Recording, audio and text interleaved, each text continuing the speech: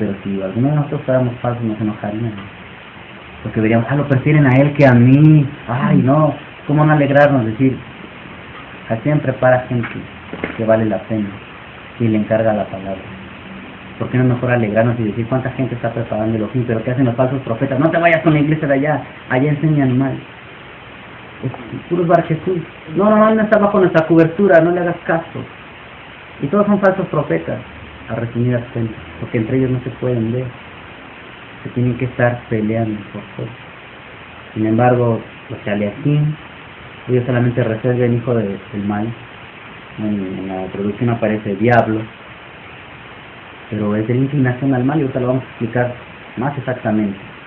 Una persona que está dominada por su inclinación al mal siempre va a rechazar lo que viene de Dios, que es la verdadera.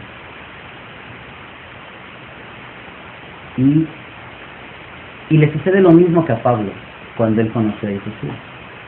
Se queda ciego y no puede ver, y otros le tienen que conducir. Fue exactamente lo mismo que le pasó a Saúl cuando él se encontró con Josué y resplandece y dice, bueno, se va a Josué, le da instrucciones y se queda ciego, y sus acompañantes, con los que iba a perseguir a los que recibían el mensaje, lo conducen a una casa. Exactamente lo mismo que le pasó a Pablo. Le dice, estás en tinieblas, no tienes sabiduría, tú no puedes jactarte de ser un profeta. Y finalmente, en esta sección vamos a encontrar que aquí se le deja de llamar Saúl y se le comienza a llamar Pablo, el apóstol, el emisario. Aquí hace una especificación donde dice, vamos a verlo, dice, en el 13:9 dice, entonces Saulo, que también es Pablo, y de aquí en adelante ya se le va a llamar Pablo. Y oportunamente ya haremos una cita de por qué se hace esa transición. Obviamente Saúl es un nombre hebreo, Pablo es un nombre que dicen que es romano, pues porque como se iba a dedicar a los gentiles, ellos lo iban a conocer mejor. Pero ya estamos viendo que pura sinagoga se entraba, no aplica. Porque él nunca dejó, sí, obviamente sí se acercó a las naciones, pero nunca desistió de estar en la sinagoga. Tiene aquí un trasfondo, porque ya se le deja de llamar Saúl y se le nombra ya Pablo. No es algo malo, pero son cuestiones quizás sociales, de traducción. Vamos a indagar después en esto. Ese no es el punto. El número 3 dice, en Antioquía de Pisidia, judíos y prosélitos reciben el mensaje. Y de igual manera, él nos dice, vamos a los gentiles. En Perge de Panfilia, Juan Marcos se aparta de los emisarios. Eso es lo que iba a ocasionar distanciamiento entre Barnabá y Saúl años después. Porque Juan Marcos, que los acompañó en Chipre, quizá vio la oposición y ya no se quiso enfrentar a más problemas. No sabemos, no nos especifica. Pero llegan a Perge y dicen, no, yo aquí me regreso, yo ya no puedo seguir, y se va. Inexplicablemente se va. Pero ellos no iban a desistir, ustedes desistirían de anunciar la palabra solamente porque alguien deja de estar con nosotros. Si tenemos un destino ya trazado y en verdad estamos confiando en la palabra de Elohim, ¿cómo vamos a, nada más porque mi mamá ya no me quiere apoyar, porque mi esposa se niega, porque mi buen amigo, compañero, ya no quiere caminar, yo voy a desistir? Pues no, continuamos.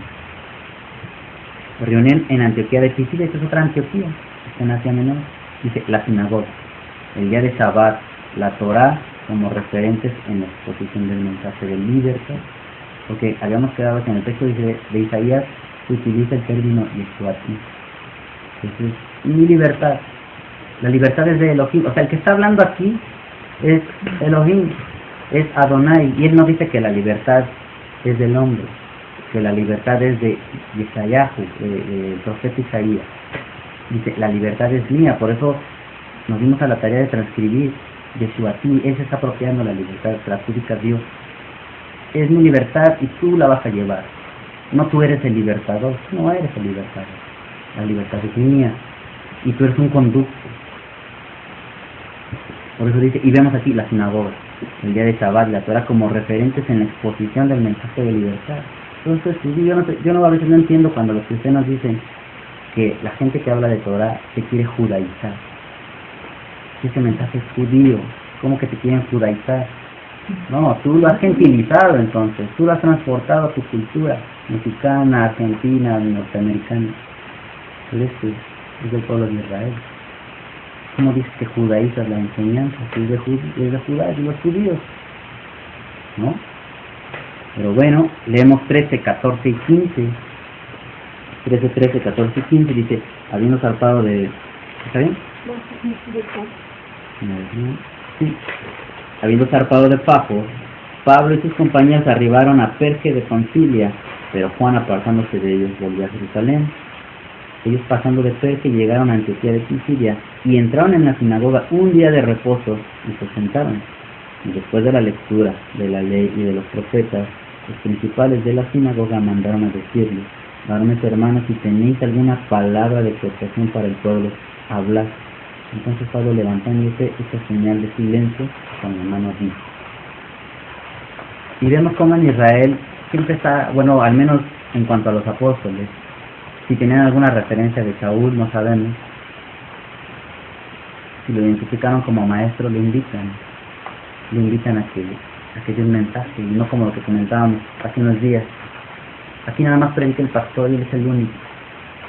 Y aguas donde digas algo que no tiene que ver con lo que él enseña, porque entonces te hacen problemas. Tú te tienes que ajustar a la doctrina, tú tienes que decir, y ahí te ponen un montón de condiciones, algunas personas.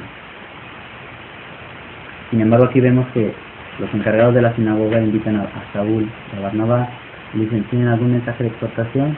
Les dan un espacio. Y es lo que estamos haciendo hoy, por eso invitamos a Obed.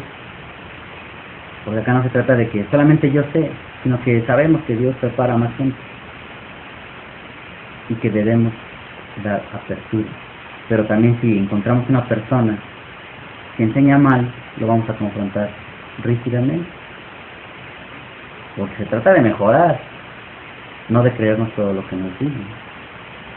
Y eso nos ayuda a crecer tanto a nosotros como a la persona que expone. Continuamos, dice, varones israelitas y temerosos de Elohim, principales objetivos del anuncio de Saúl. Eso lo vamos a ver en el 13:16. Fíjense bien. 13:16.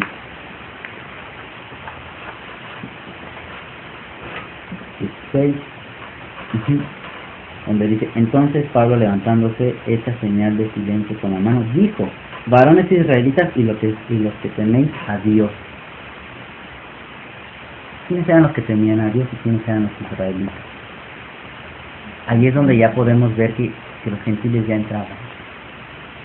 Porque ya no dice prosélito, el que ya se convirtió al judaísmo. Está hablando del israelita.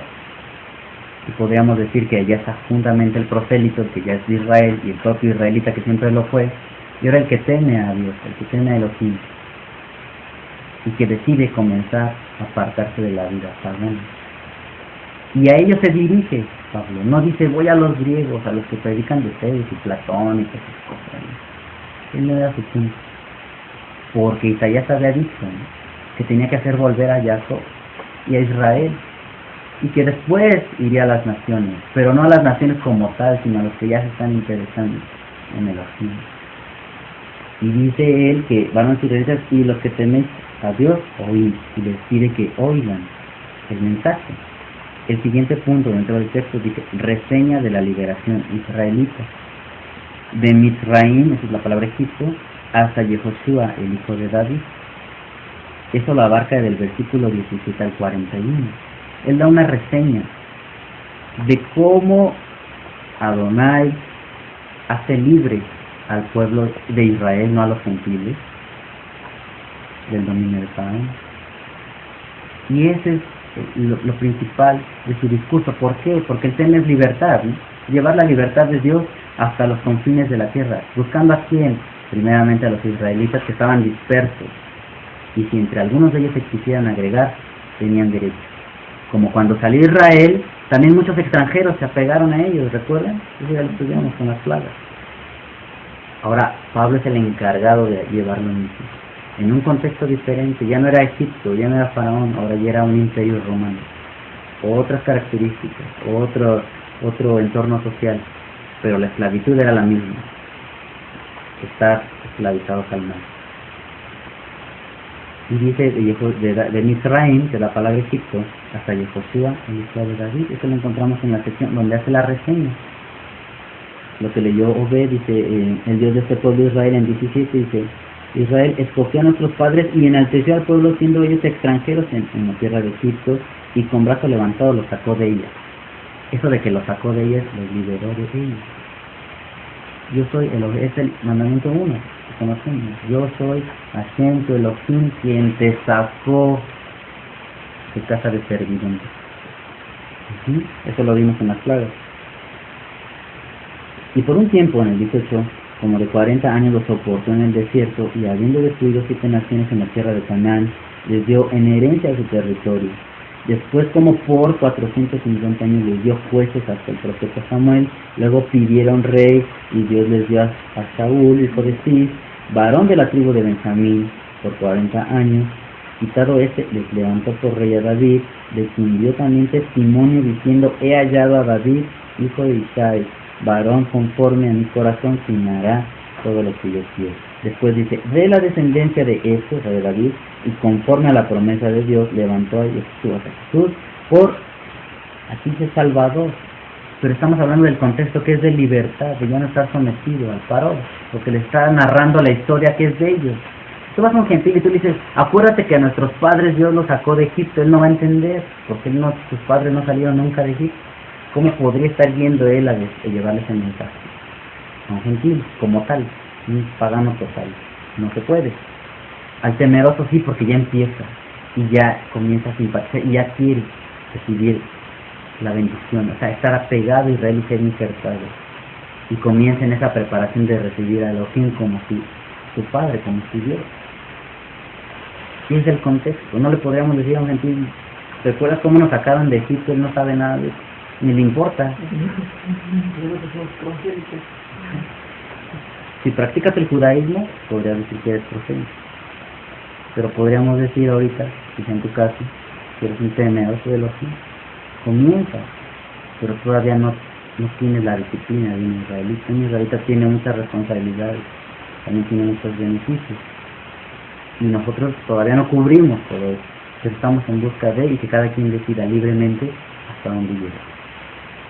Pablo nos dice, estás obligado a ser judío para que recibas la libertad. ¿Por qué? Porque también los extranjeros que no se hicieron judíos, o que no se integraron a pueblos de Israel de aquel entonces, también fueron libres junto con el pueblo. O sea, la condición no era de que, di que eres israelita, o esto y lo otro. La condición que les puso Moisés es lo que va a causar controversia después en Hechos 15. Les dijo Moisés, si ustedes no se circuncidan, los que son extranjeros, no pueden celebrar la Pascua de los niños. Ahí sí fue donde hubo una restricción. Pueden salir con el pueblo, Dios los va a cuidar a todos, Él los va a acompañar y los va a guiar, y también ustedes van a estar en la tierra con ellos. Pero hay una gran diferencia entre que ustedes vayan con ellos y otras que ustedes celebren la paz. Él les dijo que no esté circuncidado no puede celebrar paz. Fue la instrucción de Moisés. Así que un temeroso de Elohim es alguien que no está apegado en todo al judaísmo, pero ya conoce al Dios de Israel y le sigue, y ya tiene un nivel de justicia aceptable, pero todavía no es israelita, y ni siquiera lo necesita. Ya es libre, ya es bendecido, ya es recibido en el pueblo, pero no es contado como israelita, sino que se le sigue llamando extranjero o temeroso de Dios. ¿Hasta ahí alguna duda? ¿Queda algo enredoso? ¿No?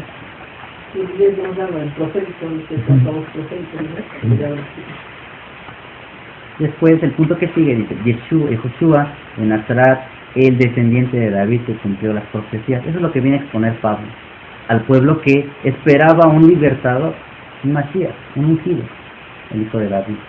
Ellos estaban esperando eso. Y Pablo dice, bueno, ya les traemos la noticia que ya se acaba de cumplir eso. Yehoshua de Nazaret, el descendiente de David, y lo traza como que es su descendiente, que cumple profecías. Y aquí me di a la tarea de poder traducir cuáles eran los textos que él usó. Punto principal de Pablo, dice la resurrección como punto principal en el anuncio de Isaías. Se hablaba de liberación, traía los antecedentes. Pero ¿cuál era el mensaje entonces? No, pues eso ya lo sabían ellos, lo estudiaban cada sábado en la sinagoga. Pero él que aportaba, les dijo el jefe de la sinagoga, ¿no? Si ustedes tienen algún mensaje de exhortación a este pueblo, pues adelante, ¿no? Ya estudiaban ellos la Torah y los profetas, ¿qué más iba a decir él? Y ahora comienza a dar una interpretación, ¿eh? Comienza a dar su interpretación, vemos Tequilín 2.7, es el Salmo 2.7. Ese lo cita Pablo en este sermón que da, en esta explicación del mensaje. Y dice así, dice, Asafra el Job, Adonai Amar Elai, Veni Ata Ani Hayom y Eliviti. Ese es el Salmo 2.7. Dice lo siguiente, en el rollo de Elohim decreta, Adonai dijo, tú eres mi hijo, hoy te engendré. Cuando vemos en el texto donde dice Tequilín 2.7, dice el Job. ¿Lo ven? Sí. El Job, esa palabra, la palabra Job, significa decreto. Algo que Dios habla, establece y nadie lo puede alterar. Un Hukim. La Torah está hecha a base de mitzvot, Hukim y Mishpatim.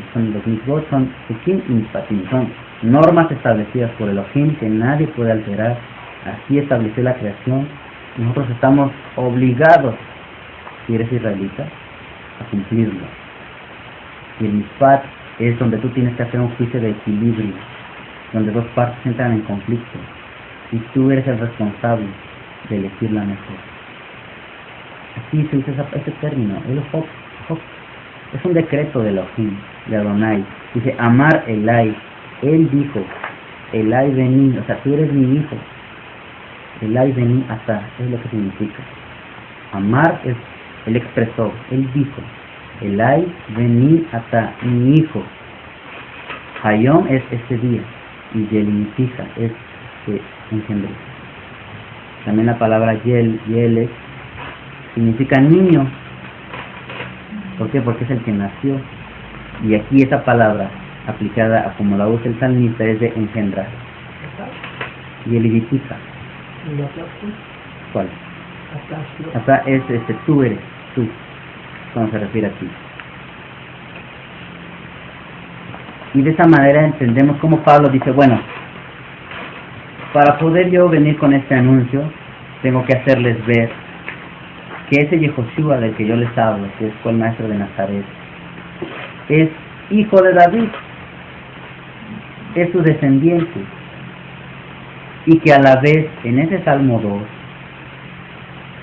el que escribió ese Salmo dice que hay un decreto de Elohim donde a David se le conoce, o al salmista, como hijo. Por eso dice, bueno, él es el hijo de Elohim, pero ¿qué significa ser hijo? Es lo que decíamos, tenemos dos opciones.